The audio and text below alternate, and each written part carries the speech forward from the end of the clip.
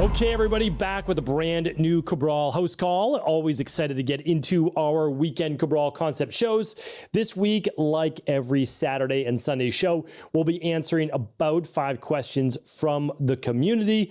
Again, no prep work is done for these. I love to be able to answer them as they come in. As always, I have to give my team also a big shout out. Phenomenal job getting these questions together. If you want to submit your own, please do feel free to do so. You can do that at stephencabral.com/askcabral, and it'll be read in about 6 to 8 weeks or so on a weekend edition of the show. For all past episodes, to see if your question was answered, feel free to head on over to stephencabral.com/podcasts. All right, let's dive into the first question. Just open up this beautiful document. First question is from Elizabeth. Elizabeth says, "Hi, Dr. Brawl. Thank you for your informative podcast. I searched in past episodes and didn't find an answer to my question. I thought I'd write in. I'm a 49-year-old woman. I've had blood work done for the first time a little over a year ago. Everything looked good except my ferritin, which was low at 9. For the next 12 months, I took iron supplements 2 to 3 times a week and started eating more iron-rich foods, including red meat and beef liver pills. When ferritin was tested again, it was only up to an 11. My PCP is now recommending I get iron infusions. Are these safe? What might be the root cause of my low ferritin? I'm still menstruating, but have never been heavy. I eat a balanced diet, including meat, and always have. I exercise 4 to 5 times a week. Could this just be genetic? Should I be concerned? Thanks, Elizabeth." All right. So there's genetic components to a lot of things in our life, but genetically low iron, all the time with a ferritin of 11, no, not likely. There's definitely some more biological and biochemical things going on. So what I like to look at is the health of the liver, the health of the thyroid, the health of the overall red blood cells. So it's not just about iron. Personally, again, I can't, so let's just give the disclaimer right up front. Can't give any medical advice, medical treatment plans, medical cures, medical diagnosis. Now, let's just say this was my wife. Okay, what am I doing if she's low ferritin like this? Straightforward. She's taking daily nutritional support, which she does every day. That gets all of her activated Bs, because you need B9, you need B12, you need zinc, you need copper. All right. So I would definitely be doing those, and I'd probably add an extra balanced zinc at dinner if I really wanted to. Then I'd be adding like the daily fruit and vegetable blend, so you get natural plant-based iron. And yes, I'm not saying don't eat meat, you'll eat meat as well. What else would I do? Oh, I like the organ capsules. Isn't a bad idea, but there's also higher levels of vitamin A. So, maybe they're right for you, maybe they're not. I'd be working on thyroid, so I would run the stress minimum metabolism test, and if TSH is anywhere near 2 or above, then I'm going to use daily thyroid support to support the thyroid. Any other big hitters that I need? Vitamin D3, so I'm going to be taking 4,000 IUs for most individuals, plus their DNS. And then there's a big one. If someone is not able to raise their ferritin levels, you're going to use iron daily then in my practice. We are going to use an iron-based formula that's going to have at least 50 milligrams of iron. Okay, probably closer to 60, 65. And you're going to take it upon waking before food, and you're going to take it with 500 milligrams of vitamin C. So that's what we do. And that vitamin C then helps to get the liver. It helps the liver, yes, convert iron, but it helps it get it where it belongs in those cells as well. So that's really helpful, because if you take iron pills with a meal, and the meal contains a good amount of calcium, it can bind up that iron. That's what we've seen in our practice. Mostly it's women that use iron. They don't seem to respond to it. That's what we do. So use your good daily foundational protocol level 2, your vitamin D3, but take that iron. Again, this is what I would give my wife for recommendation, and vitamin C on an empty stomach pretty much every morning. And then I would run your iron levels again in another 8 to 12 weeks to see if you really need that infusion. All right, Carrie Ann is up next. "Hi, Dr. Brawl. I love listening to your podcast. I have a rare disease called mastocytosis. Do you have any recommendations for natural supplements that might help? I'm currently taking vitamin C and quercetin, and they do help. I would love to improve my gut, but I'm a little confused on how to go about doing that, and when I need to keep histamines low, and all the things like probiotics, kimchi, bone broth, and all histamines are high. Thank you for your help." All right. So Carrie Ann, welcome to the community. We've talked about mastocytosis many, many times. I had mastocytosis, mast cell activation syndrome, along with my Addisons disease, my autoimmune, and my type 2 diabetes. So I'm very familiar, along with my POTS. So I get it. I totally understand. And we use a product called Hist Pro. You can use 2 to 3 of those 3 times a day. That's your quercetin, stinging nettles, perilla fruit extract, your vitamin C. It's the best thing that you can do for your histamine levels. No doubt about it. Again, I already gave my disclaimer, but just putting that out there. But you really want to look for the underlying root cause for sure.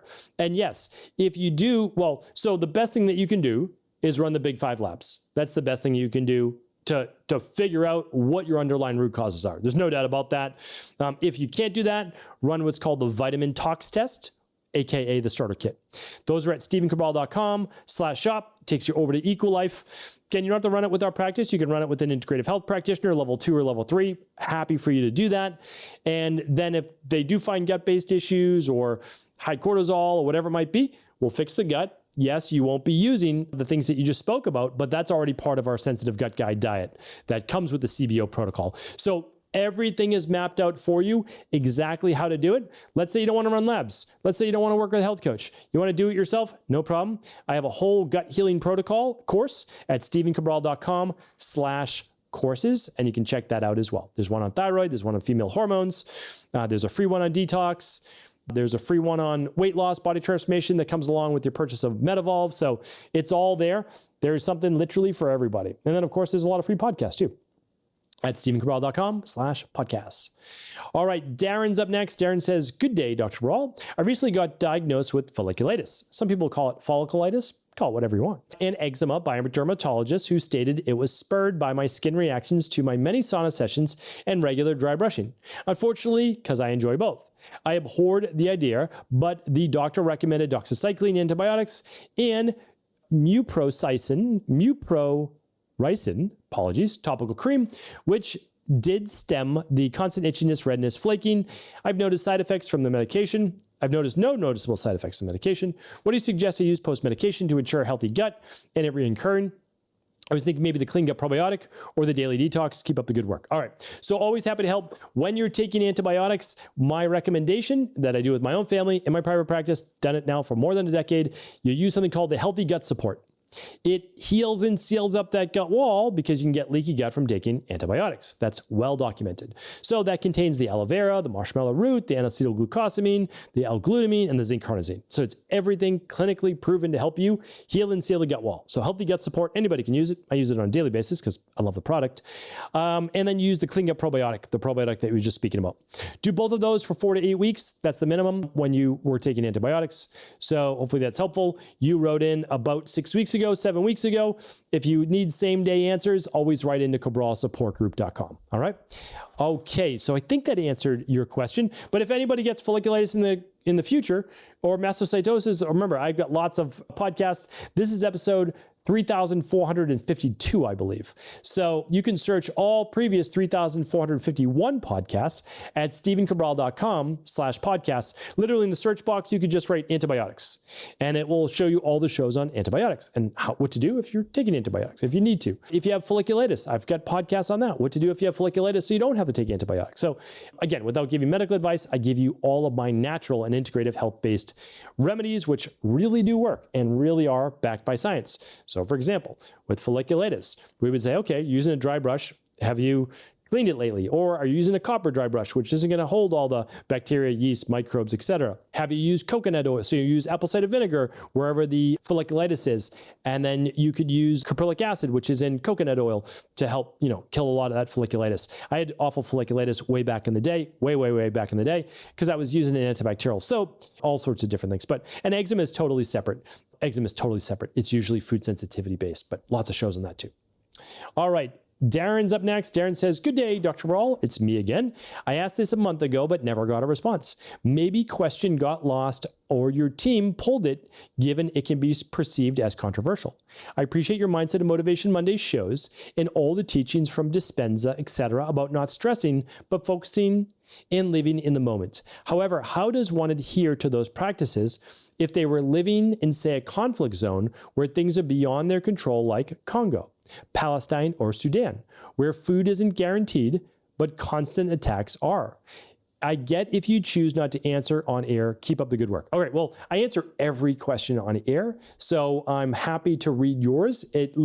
We get so many questions, it may have, every once in a while, it just gets lost. Now we say, if your question hasn't been answered in 8 weeks or so this was from 6/1, you wrote in. Anybody who wrote in at 6/1, June 1st or before, your question's already been answered. All right, so I have spent, how long? many years now, over 25 years now, studying the mind, mindset, psychology, more from a rewiring perspective and psychology-based perspective. One, because I needed to do it for myself to get well. There's no doubt about it, because I was just a hyper-stressed individual for all sorts of different reasons. You could say some valid, some not valid. It doesn't really matter. It's all perceived. It was all valid to me, right? So that's that. All right, but let's get to your question, because stress in life is very real.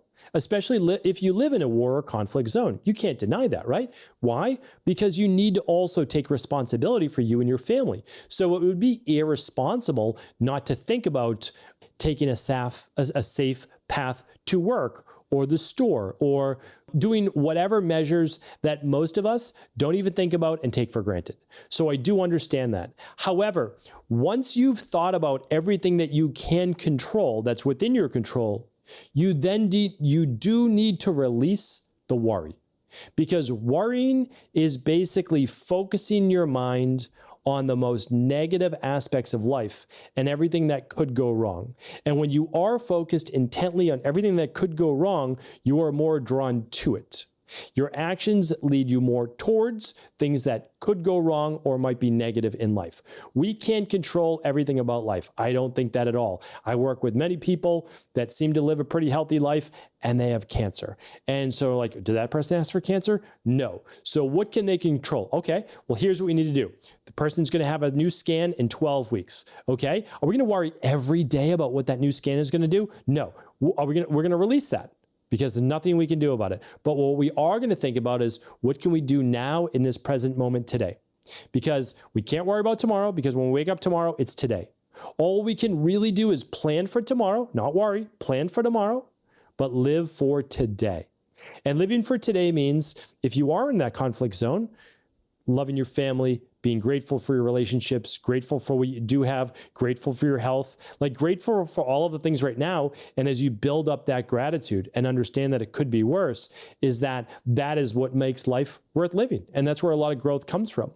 And so there is no easy answer here, except that once you have controlled what you can control for and plan what you can plan for, ultimately you must release it, or it will eat you from the inside out, and you'll be living a miserable life, whether anything ever happens to you or your family or not. So plan for the future, but then release it, right? One of my favorite quotes from religious texts, again, everybody has their own favorite religious text, is that, "For we walk by faith, not by sight." One of my favorite quotes. I'll probably turn it into a Mindset and Motivation Monday. Why do I love that? It's because we can't know or see everything in life that is going to happen before it happens, and we simply have to have faith that there's a plan. We're part of the plan. We do have free will.